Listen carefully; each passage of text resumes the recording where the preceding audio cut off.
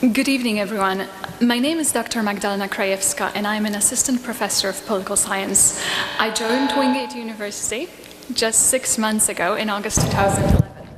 It is my great pleasure to welcome you to Election 2012 Roundtable at Wingate University.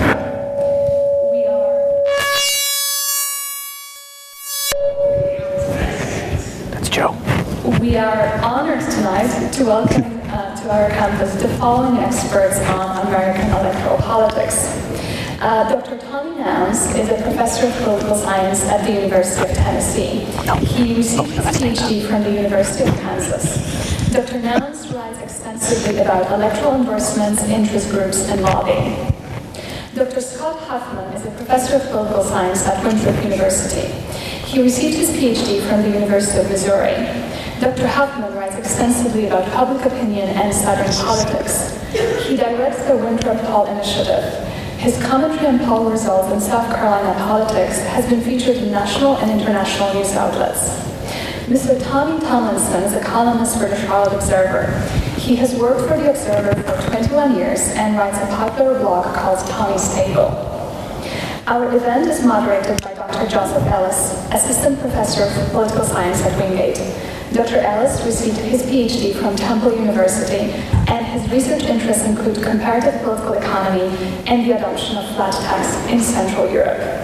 Last but not least, we are joined tonight by members of College Republicans and College Democrats who are helping us with this event. Blake Coates and John Bentel, who are somewhere out there, will be conducting a recruitment drive this evening. They will have sign-up sheets available after the event.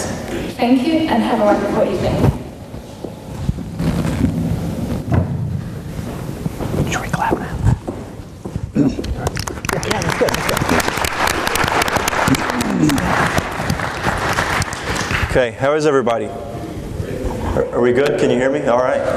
I can hear you. Wait. Okay, we have Tony Nouns, Scott Huffman, Tommy Tomlinson. A lot of great political minds here tonight. And what we're going to do tonight is spend about 45 minutes to an hour just kind of getting their thoughts on several things that have happened in the electoral landscape. And then we're going to spend about 15, 20, maybe 30 minutes. We're not going to go any longer than 8 o'clock tonight with any questions you have. So at the end, when we're done, Blake and John, who are coming down right now, there's Blake, de facto president of College Republicans, and John, de facto president of College Democrats. We'll have a microphone for you, and you can raise your hand and ask a question if you want. So guys, you can sit down for now, and then you can help us out in a few minutes. All right, Scott, let's start with you. What do you make of what's happened in the primary so far?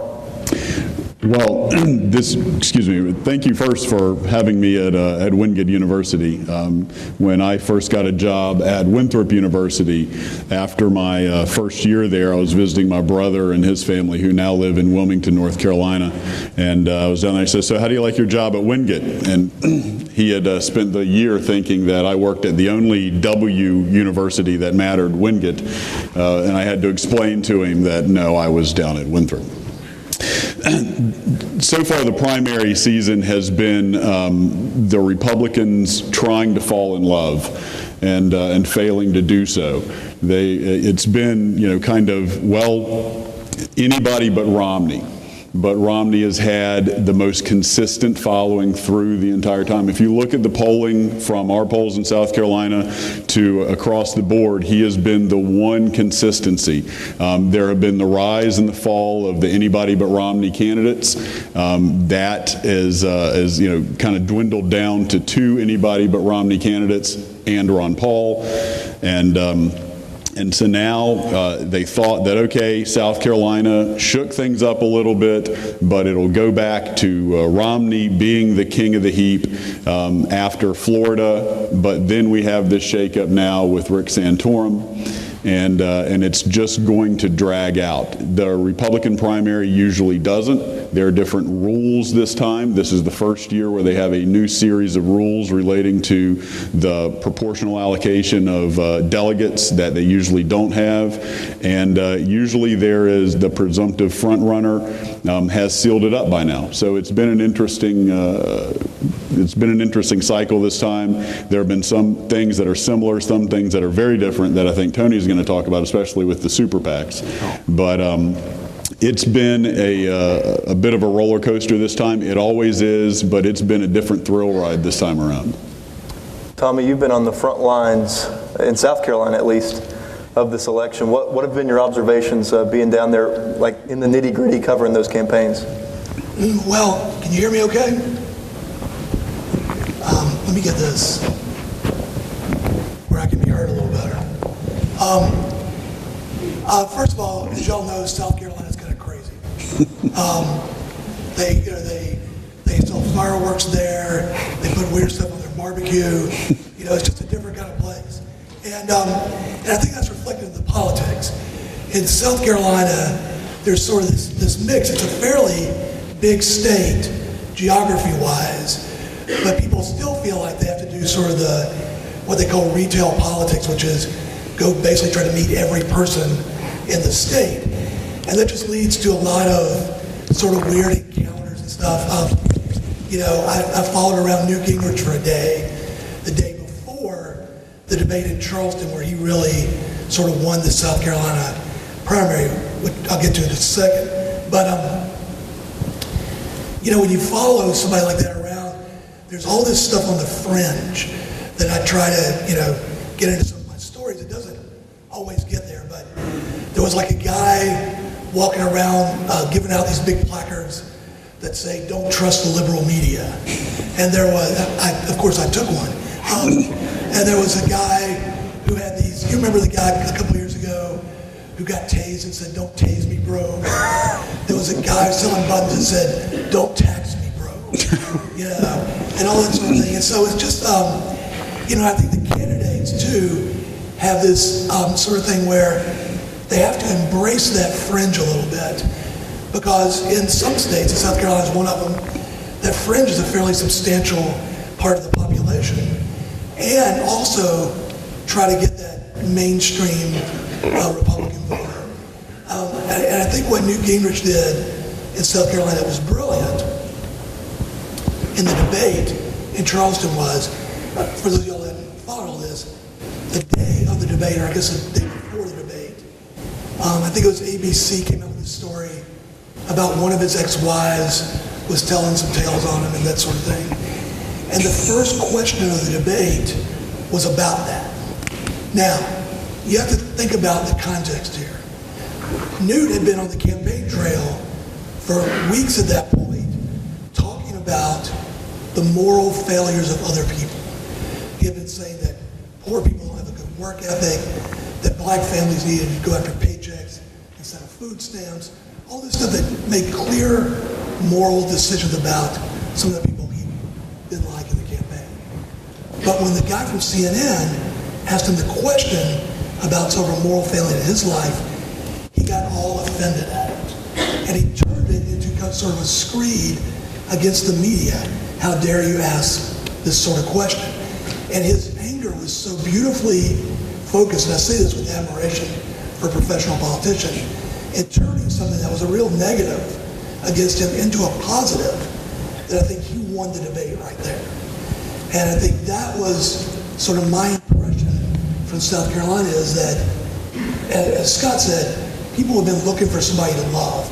And in that moment when Newt flashed some anger against the media, which nobody loves, he tapped into sort of the anger and resentment and a lot of those things that are inside a lot of voters now.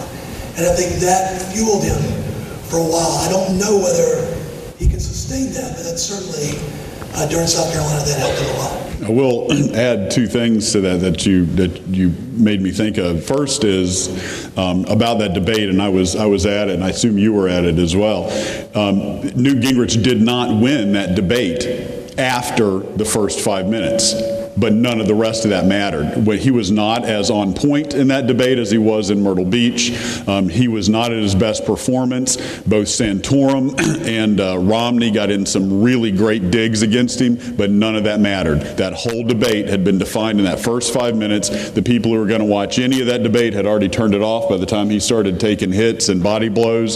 So if you were sitting in there, you really came away with, wow, Newt did great for himself, but he took some blows later on. But if you were watching it on TV and you took away one thing, it was that Newt stormed that debate. He tapped into that anger. The other thing about the circus and sideshow, I'm stunned to say this, but it really was less of a circus this time around than usual.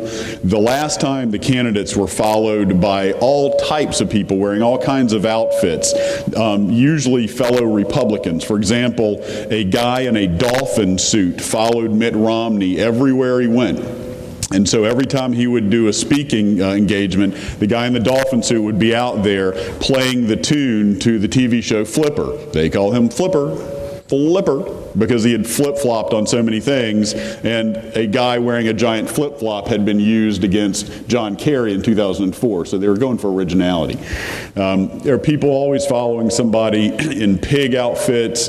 None of that happened this time, except for some Democrats following Romney in a dog outfit because, you know, many years ago, Romney drove to the family place up in Canada or something with his dog strapped to the roof in the dog cage or something like that. So it was dogs against Romney, but that was it. And that is tame for South Carolina. And we had far fewer dirty politics this time because the super PACs were able to get out negative messages. In 2000, the Bush campaign did all kinds of push polling against John McCain. They had people calling saying, if you found out John McCain had a black baby, would it make you vote against him? John McCain has an adopted Bengali daughter, and she is darker skinned than him, but there would be grainy photos of McCain holding a dark-skinned child slid under windshield wipers. The Bush campaign called him the Manchurian candidate, saying he couldn't be trusted because he had been a POW, and while he was a POW, McCain had probably been brainwashed and he couldn't be trusted. So these are the type of dirty politics we're used to in South Carolina. We did not, for the most part, see that this time around. It was as big of a circus as South Carolina is compared to North Carolina. I grew up in North Carolina. My grandparents in South Carolina, and I got to see both sides. And South Carolina is usually the clowns in the circus. This time, it was much less so. Tony, you live in the safety of Tennessee from all these dirty politics, and Tennessee's usually never a player in the primary season. No. But could it very well get there this time, or what are you thinking? No. Okay. No. Mitt Romney's going to win. The Republican primary. The Republican primary. Okay. I think he always was going to win. The question is how long it's going to take and what strange stuff is going to happen. And what I see happening is a party, Republican Party, that has gotten increasingly Southern and increasingly conservative. And in 2 straight presidential elections, last time they nominated a reasonably moderate for a Republican non-Southern candidate, and they're about to do the same thing, and this upsets them. And I don't blame them for being upset. So they're holding their nose, and many of them are angry, and they're voting for somebody else, but they're going to be stuck with another candidate that they're not happy with. It is odd that we're going to have 2 elections in a row where a party that has gone, at least in my opinion, so far to the right in my lifetime, and yet they keep nominating people that really seem to be out of touch with the modern Republican Party. I think that makes people mad. I think that's why it's still happening. I think that's why there are Republicans who even considered for 2 minutes voting for Newt Gingrich, who is, I don't know if there's any Newt supporters out there, but I mean, he's a deeply flawed human being and candidate, and Barack Obama would crush him, and everyone knows it, except for him maybe, because he's a megalomaniac. So I think that's what's happening, but I still think Mitt Romney, he's got a ton of money. The Republican establishment is behind him, and he is a very handsome man. Tony, Scott brought this up earlier. There's a talk of this super PAC thing, and one of your research interests is interest groups and the role that those entities play. What does all this money mean? I mean, is there more of it than there used to be? What's changed, or has anything changed? Well, I mean, I guess I study interest groups, and I've had people ask me this question a lot, and I guess my view of it is a little different than a lot of people, and that is that, my apologies to Tommy, but I think the media have completely missed this story, and that is that things are not that much different today than there were 10 years ago, or 20 years ago, or 30 years ago. And that is, if you're really rich, you can find a way to pump your money into an election campaign. That was the case 100 years ago, that was the case 20 years ago, and it's the case now. It might be arguably a little easier now. The rules have changed, but I don't think it's that much different.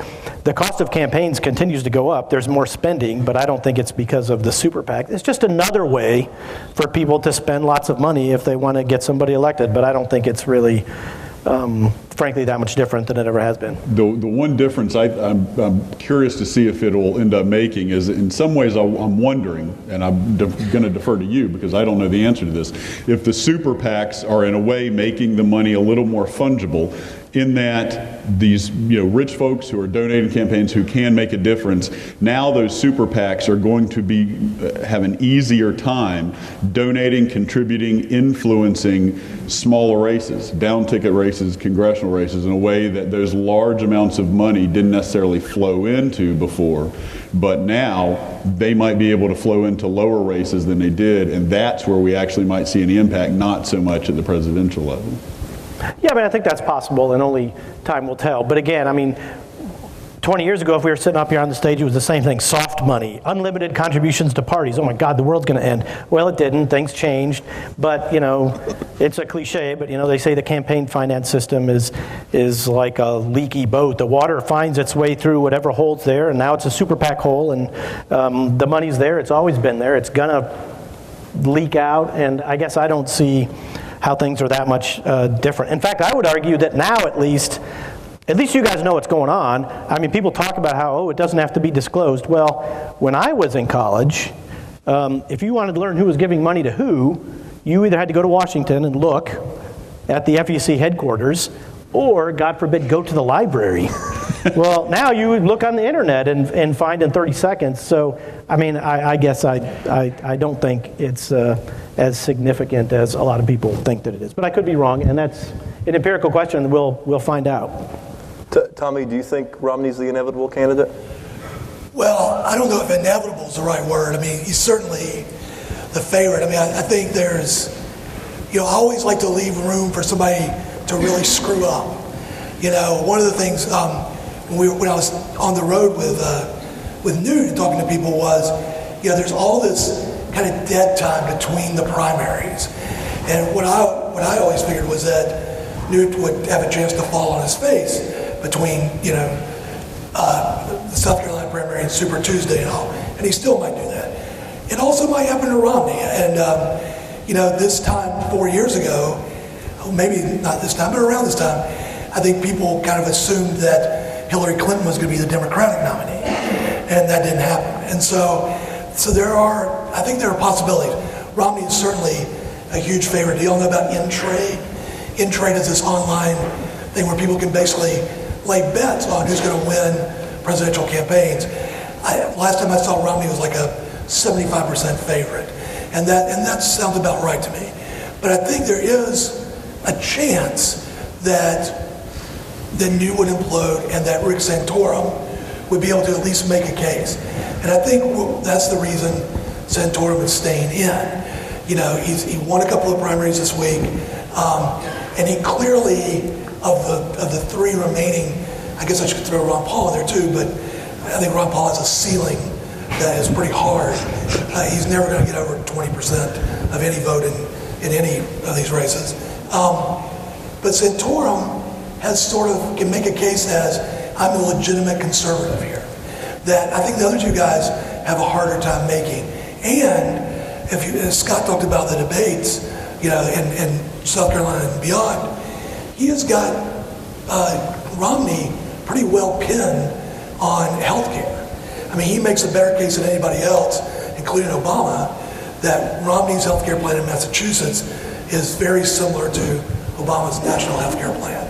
So I would not completely rule out. I would say, if I had to pick, if Romney falls off a cliff tomorrow, I would say Santorum has a little bit better chance than Gingrich does. But I do think, as Tony said, that it would have to be a real huge mistake or a huge scandal, which I think is pretty unlikely with Romney, for him not to be the nominee. So I think that's it now. Scott, let me ask you something, or Tony, or whoever wants to answer. Rick Santorum won 3 states this week: Minnesota, Missouri, Colorado. Sort of. Well, that's what I want to talk about, because no one can really explain effectively to me how he sort of won those states. And I won't be able to either. Okay. Because I don't think they know how he sort of won those states. And they say sort of won, he did win them. There's no doubt about that. What is in doubt is what it actually means towards the nomination, because none of those 3 contests has pledged delegates at stake in those contests. And explain that concept really quickly. Pledged delegates means that whoever wins the contest, you are technically electing delegates for that person, and those people are pledged, vowed, to vote for whoever won the election when it comes time for the convention. Okay, and they have to vote for that person. If they are not pledged delegates, then they could change their mind, or sometimes they're not assigned till later. For example, Iowa, it really is just about organizational skills, because it doesn't award any delegates. That's why they didn't have their delegates cut in half for having an early contest, because their delegates aren't actually assigned until they have their Iowa convention. All of these contests that we just saw, these 3 that Santorum won, are very similar. Now, there is a difference. It is not totally fair to say that it was only a beauty contest, because some of the people who will get to go and be delegates were selected under some of the arcane rules, but they are absolutely not pledged. So when they say he sort of won, it's he clearly won the contest, but how much those wins actually contribute towards a delegate count, which can give him the nomination, is absolutely up in question. And it really didn't in a calculable way right now. Tony or Scott, correct me if I'm wrong, but the Republicans changed the rules because they thought it would help them, correct? Because well, Joel, I think your question is a good one, because it points something out that I try to explain to my students, which is the system is ridiculous. Which system? The system by which we are choosing these people. Okay. It's really absurd. And yeah, they change the rules. They always change the rules. The rules change every 4 years. Are the parties? Both parties. They change the dates. They change how many delegates are and are not pledged. It is really an absurd system. If you go and look at the list of primaries and caucuses for both parties and then click on the rules for each, it's thousands of pages long, it's complicated, and it's really dumb. And the reason I even bring this up is, for 2 reasons. First of all, if you don't understand it, I don't understand. You're right not to, because no one really does. And 2, I can't imagine a worse way to choose a person who is possibly going to compete for the most powerful person on the planet. It is really silly and ridiculous. Maybe at some point in your lives you'll think about trying to do something to change it. But it's. We have to tell people, yeah, he won, but he didn't really win because they didn't matter. I mean, that's just kind of dumb. Well, let me ask you this hypothetically. Let's say Newt Gingrich figures out a way to get the math right to win those delegates. Can the party at the convention come in and say, well, we really want Mitt Romney to be our candidate? Well, they don't have superdelegates in the way that you see in the Democratic Party, okay, which could just absolutely, on the Democratic side, if you think things are insane right now, you should pay close attention to what happens on the Democratic side. As nuts as, for example, the Iowa caucus is on the Republican side, it is absolutely the sanest thing on the planet compared to how the Democrats operate the Iowa caucus. Their rules are even more bizarre. And a lot of this came from the devolution of to the states of, we'll give you more say in how you do it, but at the same time we're going to try and pretend to rein it in.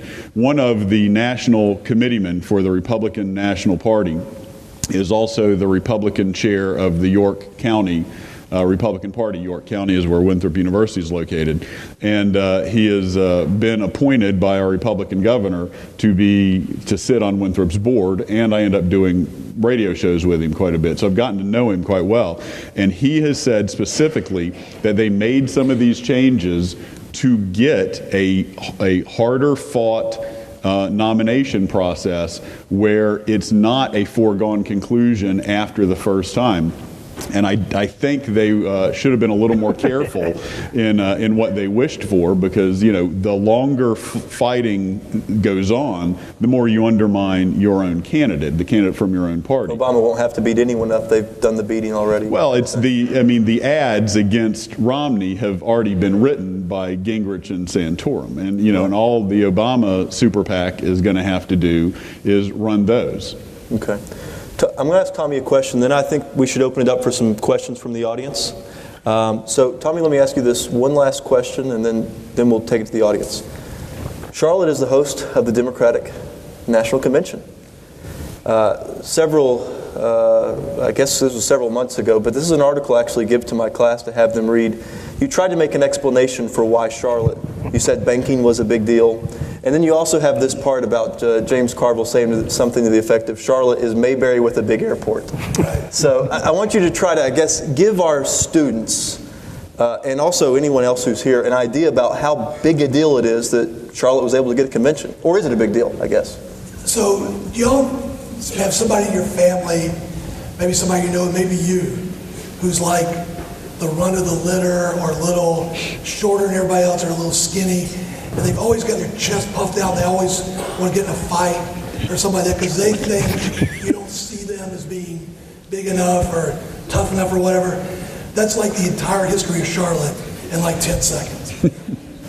When George Washington passed through Charlotte after his presidency in like the late 1700s, early 1800s, I forget the year, he called it a trifling place.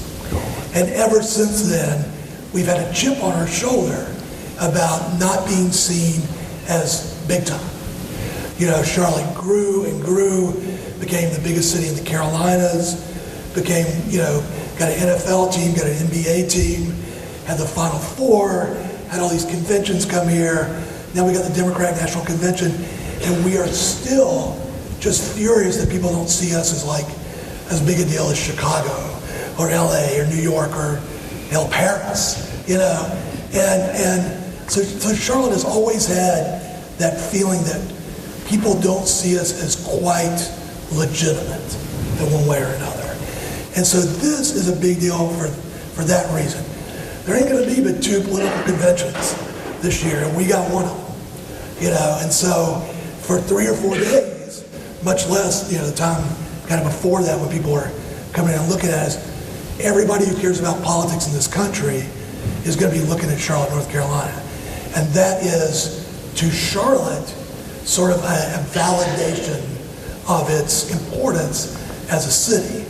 And all the things that have happened in the last 30, 40, 50 years to make Charlotte big or important or however it really is in the world and however it sees itself sort of comes up into that.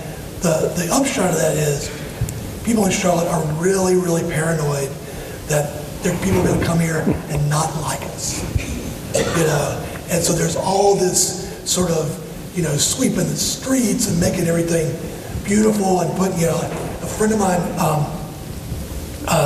does barbecue stuff on the weekends, and they've hired him to come and do like barbecue uptown Charlotte, you know, up through the convention. So he's going to have a truck, he's going to be like roasting a pig every night and all this stuff. And people want to sort of build up Charlotte as like this great place for nightlife and where everybody wants to be and all. Now, 20 years ago when I moved to Charlotte, you could fire a cannon down the middle of the street on Saturday night and not hit anybody. It's a lot bigger now than it was. But it's still not New York. You know, but by God, we're going to try to make it really nice and beautiful and happening for 3 or 4 days in September. And so I think more than a lot of cities that have hosted these conventions, this is a big deal for Charlotte for the way that we're seen nationally and maybe internationally. You know, people in Charlotte deeply care what everybody else thinks about them. And this is our showcase to try to show that we're legitimate. And just to Tommy pointed out there are only 2 conventions. You note both of those are in the South. Right. Yeah. in states that are presumably swing states. In a sense or two, Tommy, do you think we'll wake up the second week in September and say, this was a good thing to have in Charlotte? Well, once everybody realizes they can go back into Uptown and like park and go to a restaurant or whatever, for the week the convention's there, just forget it. Like, don't even go within 10 miles of Uptown Charlotte. But I think so. I mean, I'm looking forward to it. Certainly, these conventions, especially when you have an incumbent president there's no fight to see who's going to be the Democratic nominee this year. So it's basically like a big 3-day party where the Democrats sort of celebrate themselves. You get a few speakers who, like Obama a few years ago, try to lift themselves up into the national consciousness. And there are important things that happen with like the party platform and stuff like that are, have long-term effects. But mainly, it's a 3-day celebration of the Democratic Party in a different way than the Republican convention is going to be. Probably by then they'll have a nominee, but that convention will be about lifting up that nominee to make sure that person is a worthy contender against Obama in the 2 months that remain after that. So yeah, I think we're going to see it, although I can promise you now, if anybody rips us, we are going to be ticked for months afterward. So that's the way it is, Aaron. All right. Magdalena, do you have the microphone? Or okay, on the bottom there should be a button to turn it on. And John and Blake, we only have one mic, so you guys can kind of navigate. But do we have any questions? I see in the center Bradley is in the very center, maybe the worst place to ask a question. Terrible. But John, if you could maybe hand him that microphone. I have one rule about questions. 1-part questions. No 2-part, no 3-part, no 5-part. 1-part questions. You can direct it at anyone on the panel or just a general question for whoever wants to answer it. Hello, my name is Bradley Chandler. I'm a sophomore sport management major here at Wingate University. My question is, and to set it up a little bit, we've been studying other countries in Dr. Ellis's class, and one of the countries we studied recently is Germany and how they have to get along. They might not have as many checks and balances as the U.S., so my question is, when things happen such as the economic downturn or the housing crash and all that, how does having so many checks and balances on our government inhibit our ability to maybe rapidly get ourselves out of that position? And with our checks and balances, even if you control the presidency and Congress as a party, can you really accomplish much of anything? I would say it has less to do with the checks and balances, although that's important, than it does with the system of president versus prime minister. When you have a prime ministerial system, the head of government, who is the prime minister, and for us, we have a head of government and a head of state all in one person, which is why our politics are so schizophrenic. But the head of government basically creates policy through a stable majority in Parliament. So it's basically a foregone conclusion that those policies can be enacted rapidly and what their impact is going to be. Whereas here, even if the same party controls all branches, there's still going to be more of a fight, and implementation of policy is much more difficult and not nearly as rapid. But I'll defer. I have 2 reactions to it. One is, we're capable of getting things done quickly. If you read the history of the Bush bailouts at the end of his presidency, those things were conceived in a matter of days after, what was the first firm that went under? Lehman? They got it together in a room, Democrats and Republicans, and they did something just like that. It doesn't happen very often, but it is possible. Number 2, I think sometimes we overstate how little our government does and how they don't get along. They actually get along pretty well a lot of the time. But they also reflect us. The fact is, we wanted Barack Obama. He did a bunch of stuff. And then we said, hey, wait a minute, maybe you're going too fast. So we elected a bunch of Republicans. So we're getting basically what we asked for. Just a short thing on that. I think that our government is set up to be inefficient. And I think that's probably a good thing, because it prevents somebody from coming in and basically having several years just to do whatever they want, sort of unchecked and untrammeled or whatever. our government's big, but it's sort of unwieldy, and there's a lot of kind of flopping around and parts falling out the sides and stuff. But and I don't think that's necessarily a bad thing. I think, we talk about big government doing all these things. I think government does do a lot, but it does take a long time often, and when there's not moments of crisis, to get things done. I think that's generally for the best. But that was Madison's point in Federalist Number 51. The compound republic. Yeah, the ambition checks ambition. Kyle? If Ron Paul runs independently, will that significantly downtrod the Republican nominee in November? Yes, but he's not going to, so I think he's... Not as much as Ross Perot did, I don't think. I don't think he cannot get... Ross Perot got 18%. Does you remember what he got? It was in the high teens. But the first one, I think he was over 20, wasn't he? I mean, he got a lot. Yeah. Ron Paul can't get that. Well, if I could redirect the question a little bit, looking at the math, even a small state like Vermont, let's say, could really throw this thing into the House, right? So if a third party, no? Well, he'd have to win something, right? Yeah. Right. I guess, do you think Ron Paul could win a state and get electoral votes?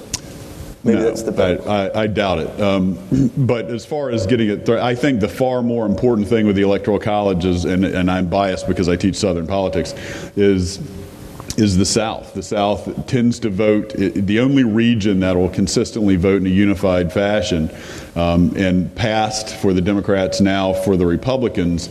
As I've said before, look, you only need 270 Electoral College votes to become president. There are 160 Electoral College votes in the 11 states South. Mm-hmm. So if you can sweep the South, you've got 59% of all the Electoral College votes you need to become president. You need less than 30% of all other Electoral College votes in the entire United States of America if you sweep the South. So the Republicans are looking to sweep the South, but the Democrats, in modern times, if a Democrat has seriously cracked the South, they've become president. If a Republican has swept the South, they've become president. So Obama winning states like North Carolina and Virginia puts him... North Carolina, Virginia, and Florida got it, cracked it. Bill Clinton wins Arkansas, Tennessee, He got, and then Kentucky, that 41 shifted a little bit in the second victory, but yeah, you cracked Well, and one thing I want to, that Joe and I were talking about before this, that I think it's important for people to get is, one thing that always astonishes me is, we're not really having a presidential election in this country. I can start naming off the states in which there's no presidential election because both candidates have ceded the election. I mean, California, Illinois, New York, Texas, 4 of the 5 biggest states. There's no election in those places. The Republicans know they're going to lose Illinois, New York, and California. They're not even going to try. Obama knows he's going to lose Texas. He's not even going to try. So basically, there's South Carolina. No, okay. South Carolina, Mississippi, Arkansas, Idaho, Wyoming, North Carolina. I mean, North Dakota, South Dakota. I could keep going. The fact is, this is not a national presidential election. It's an election in Pennsylvania, Ohio, Florida, 2 or 3 other states, and that's it. And Tennessee, everyone got mad in 2008 because neither candidate came to the state. And everyone said, "Oh, we're meaningless." Or no, I mean, he couldn't win Tennessee. McCain knew he couldn't lose Tennessee. Why bother? And it's really, again, something about our system that I think is kind of ridiculous, that the fact is, at least 40 of the 50 states, there's nothing. There is really no presidential election to speak of, and it is an artifact of our bizarre system. And it's, if you really think about it, it's kind of silly that these guys, Obama's going to raise at least $1 billion. And he's not going to run a national campaign because he doesn't have to. So he's going to spend $1 billion trying to appeal to maybe 15% of the American population to try to win these states. Florida, Pennsylvania, Ohio, a few other places. That's kind of something to think about. North Carolina, right? Yeah, I guess Joe and I were, I think North Carolina is going to go Republican no matter what, but you could make the argument. He might spend a little bit of money. They went so hard in 2010 the other way. In 2008, it was a real watershed. It was close right to the end. Even our own polls was within the margin of error. I couldn't call North Carolina with my last poll. But what surprised me was where North Carolina went for Obama. I grew up in Fayetteville, North Carolina, and that's in Cumberland County, and that's also where Fort Bragg is. And Cumberland County went for Obama. It's the home of Fort Bragg. And so there's some real interesting stories to be taken out of that. It swung very, very hard, like Virginia in 2010, and there may be enough of a backlash. I'm not sure he's got as good a shot in North Carolina this time as he did last time. Yeah. I don't know what Intrade says about that. Another question? Right here. Courtney, I believe.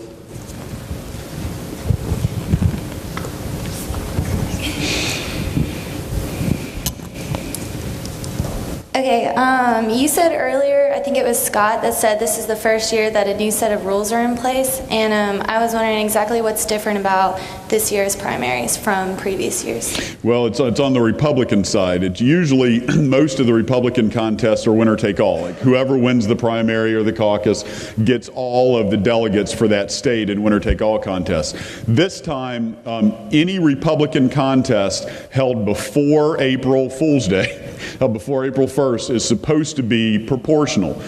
Florida has tried to violate that. Florida said we want ours to be winner take all, but the National Rules Committee is fighting them over it, and Gingrich is suing over it to try and get a proportion. So usually it's winner take all, but now the early contests are proportional. Moreover, anyone who had their contest before February 1st would be penalized by losing half of their delegates. So that doesn't apply to Iowa because Iowa's delegates aren't pledged. It does apply to New Hampshire, so they lost half of their delegates. It does apply to South Carolina, lost half our delegates. And I believe Florida is supposed to. They went from 99 to 50. But those are some of the rules changes. The biggest one is the proportional one. I'm not sure how to work out. It will not work out to be a brokered convention. That's not going to happen. But that's the major rules change. Usually, if you won, you got all the delegates, there's no prize for second place. On the Democratic side, they usually have proportional representation for the delegates. So even if you're coming in second place, you can build up some delegates and be able to challenge the other person in later contests. That has never been true in the Republican side until now. I'm not sure it's working out how they wanted it to. But for these states, so y'all kind of understand, y'all may have other reasons. The states have a huge incentive to go early for at least two reasons. That one, you get a lot of publicity for your state. I mean, there were 1 million reporters in South Carolina following everybody around. I was in Winsboro, South Carolina, following Gingrich around. There were probably more media people than there were people in Winsboro, following them around. And the other thing is, the people in these smaller states, the politicians, become these big power brokers because they have some influence on how these early states that are disproportionately influential, how they go. So all the state, the state tourism people and state politicians both have a big incentive to basically jump the gun on this. And several states have decided that it's worth losing these delegates to do it. Another question? Okay, I think, is that Joanna? Okay. Maybe one more question after Joanna, then we'll get the panelists to do some prognosticating, and then we'll wrap up. Okay, my question is that you said that Charlotte is holding the next Democratic Convention, and I wanted to know if it will influence it economically or just putting it on the map. Tommy, you want to maybe take that? Will it influence Charlotte economically, or just be like a promo for it? It will definitely influence us economically in the short term. There are going to be a bunch of people getting hired. People are going to be spending a lot of money in Charlotte in August and September, and before that too. But certainly in and around the convention, all the hotels are going to be full, all the restaurants are going to be full, all the little tour buses and cab drivers and all those people are going to make a whole lot of money. I think potentially also what the Chamber of Commerce type folks in Charlotte hope is that as all these people come to town, they're going to be pitching them to bring their businesses here or to move here, to do all kinds of things. Charlotte, because it was such a boom city in the 80s and 90s, really overbuilt itself and houses and in commercial buildings. And so Charlotte's got hit harder than a lot of other places when the recession came. And so we're really, as a city and a region, trying to sort of claw our way back. And so I think people are hoping that beyond just the short-term benefits of the convention, that people are going to come in and spend a few $1,000s, that there might be some long-term potential to it. One of those things being that if we can hold this big Democratic convention, this huge mass of people coming to town without much trouble, then a lot of other big conventions will want to come here. Tony or Scott, if you know about this, has there ever been a case of having a convention just totally blowing up in a city's face? Chicago, 68. Well, but I mean, Chicago's already on the map, and people still go there. But I mean, I'm talking about a smallish, medium-sized city trying to make a name for itself.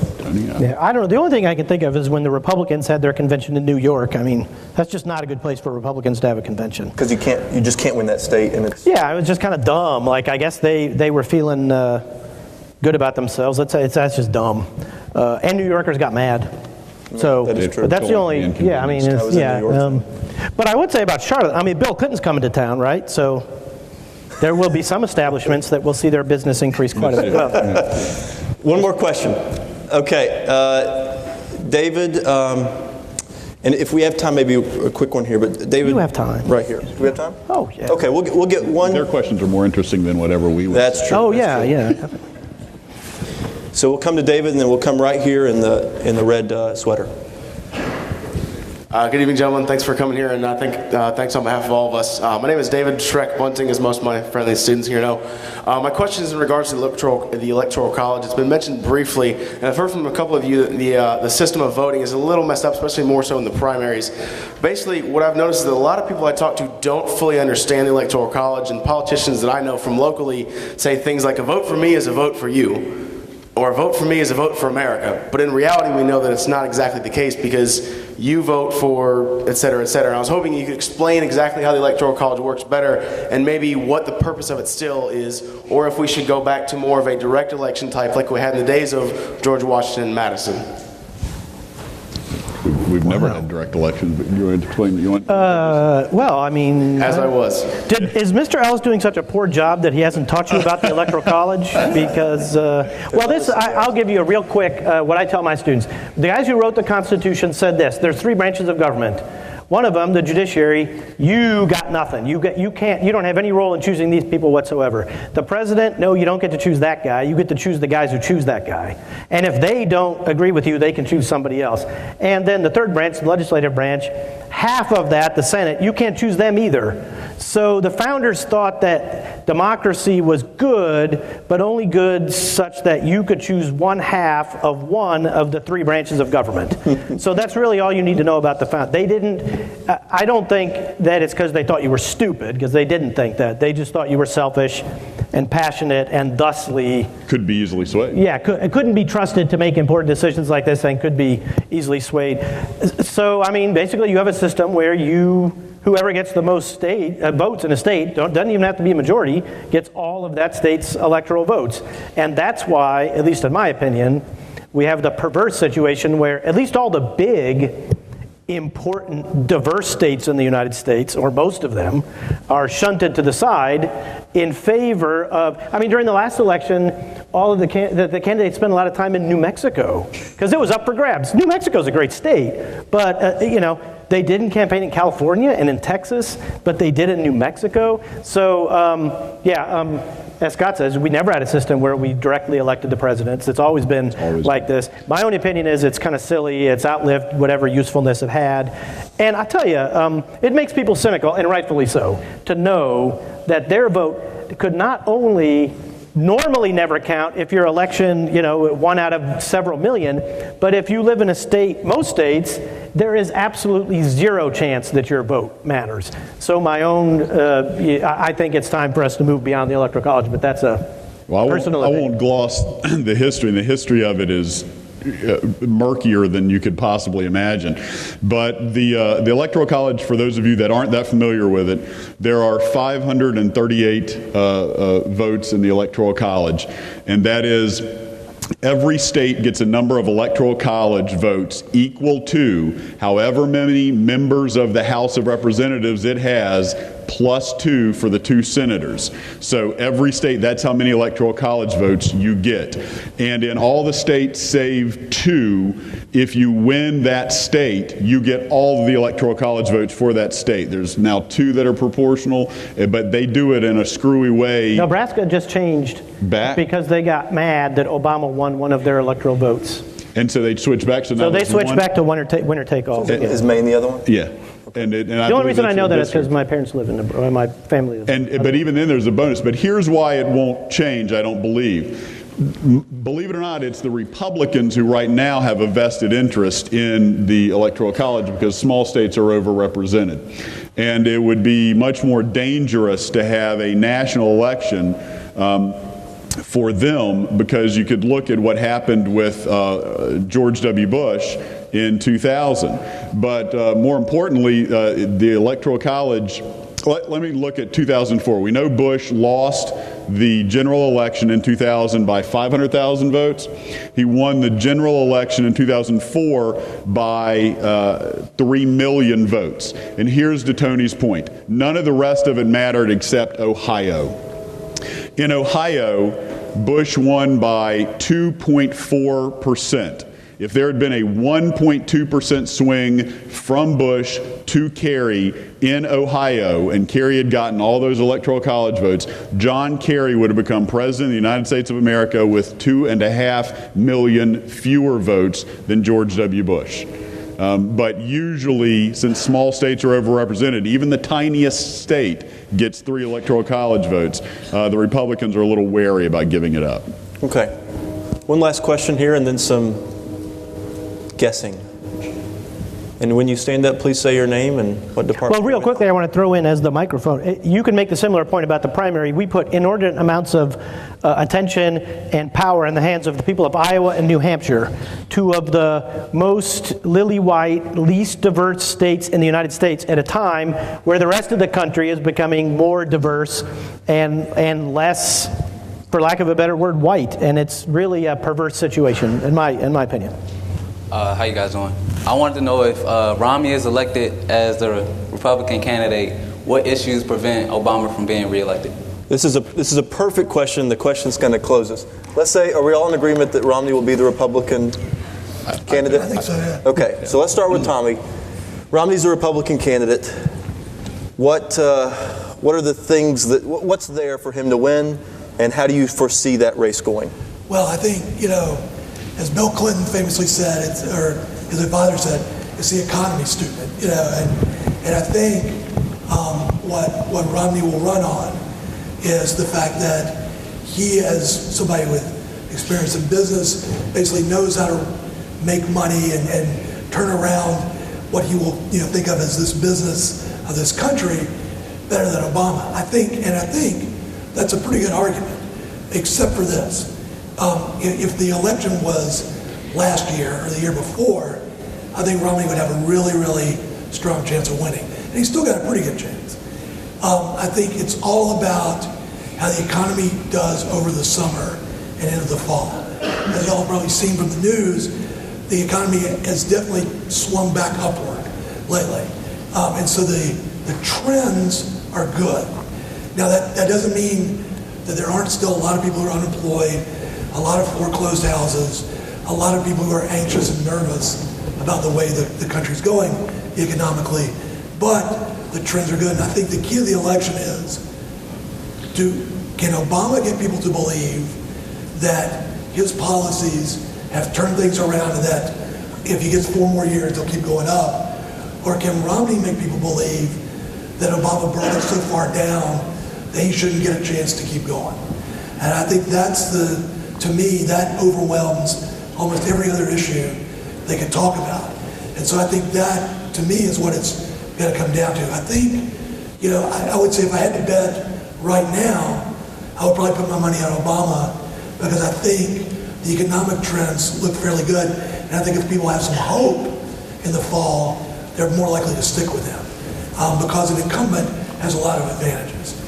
But if the economy dips back down again, September, October, then I think Romney's got a pretty good shot. Scott. The economy doesn't have to be perfect. It needs to be moving in the right direction for the president. And Reagan saw that. I mean, he didn't have great employment numbers, but they were moving in the right direction.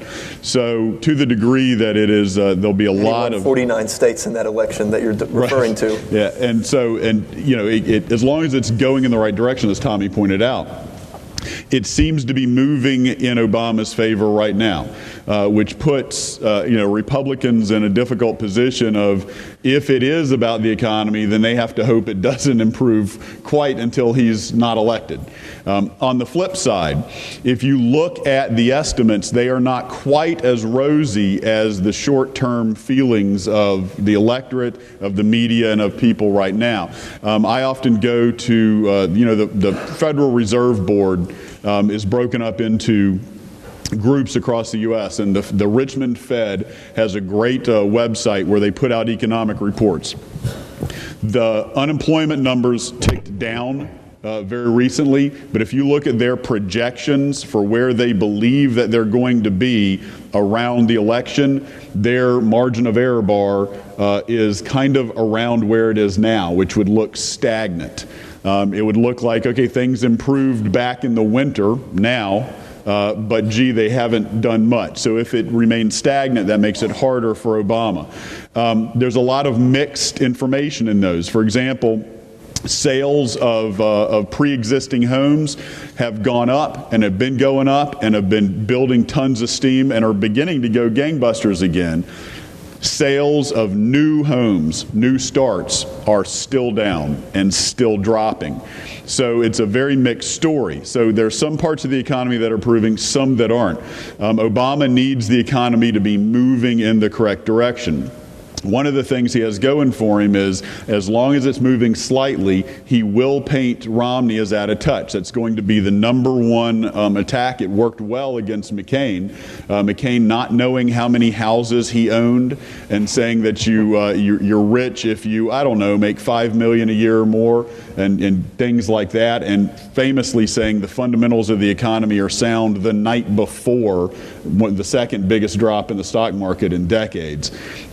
So if he can paint Romney as out of touch, if the economy is moving in the right direction, unemployment is moving in the right direction, then he'll do well. The Republicans are going to vote Republican irrespective. So the independents, at least the moderate ones, are not as angry over Obama's health care program as the Republicans seem to think, and it's not going to be as big of a cannon, at least towards the moderates, I think, as the Republicans seem to believe it is. So a lot will hinge on the economy, but Obama's record is going to be brought up domestically. It's going to be hard to attack him much internationally. Obama has, built up his credentials to run on his international record more than, virtually any modern Democrat, really. I mean, think about Jimmy Carter and the hostages, Bill Clinton and the, debacle in Rwanda, and Bosnia Herzegovina, and what? LBJ in Vietnam. And LBJ in Vietnam. So, I mean,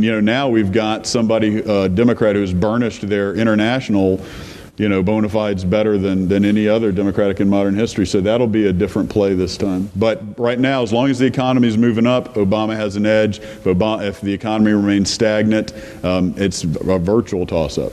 Tony? So I'm going to finish things up, right? Oh, you have to weigh in on your... No, I don't.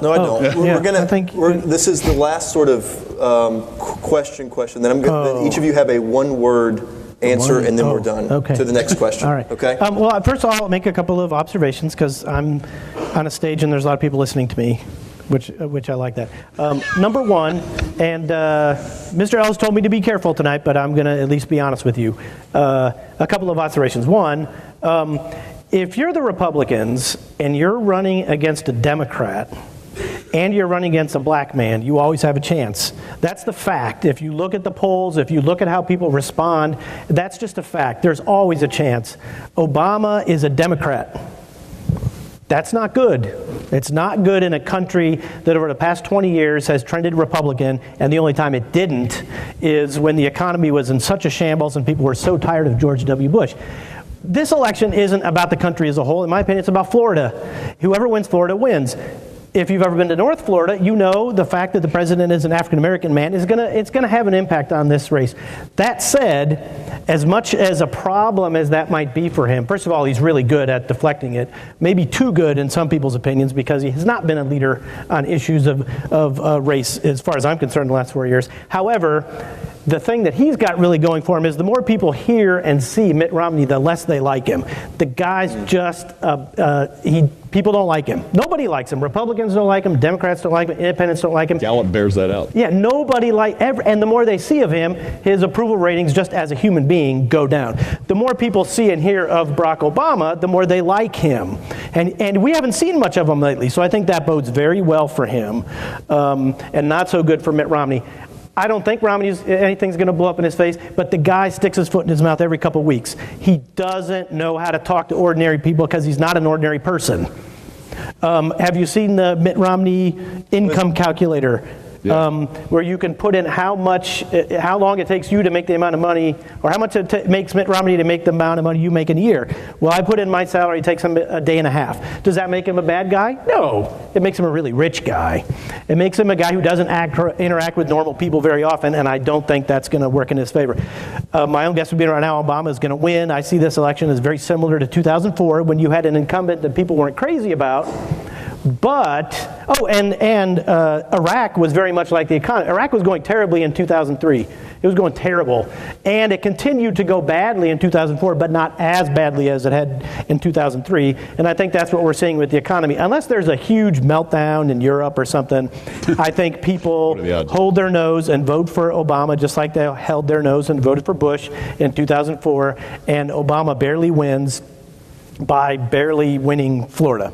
Okay, so we already know your answer to this question. You believe the race hinges on Florida? I think it's all about Scott, Florida. On that Tuesday in November, the race is going to hinge on, when you see that go from red or blue, it's going to be where? It's going to be cracking the South and Ohio.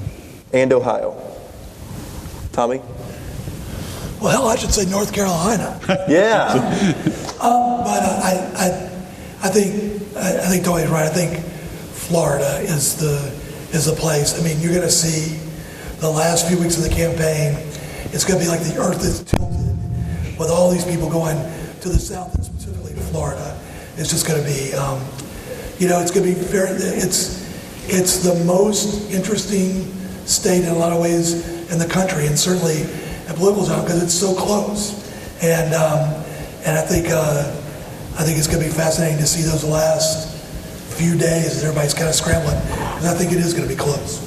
And we're all waiting to see who Tim Tebow announces his candidate. Exactly. Okay. I think we know. Okay. Thank you all for being here. Please give a hearty applause to our panelists.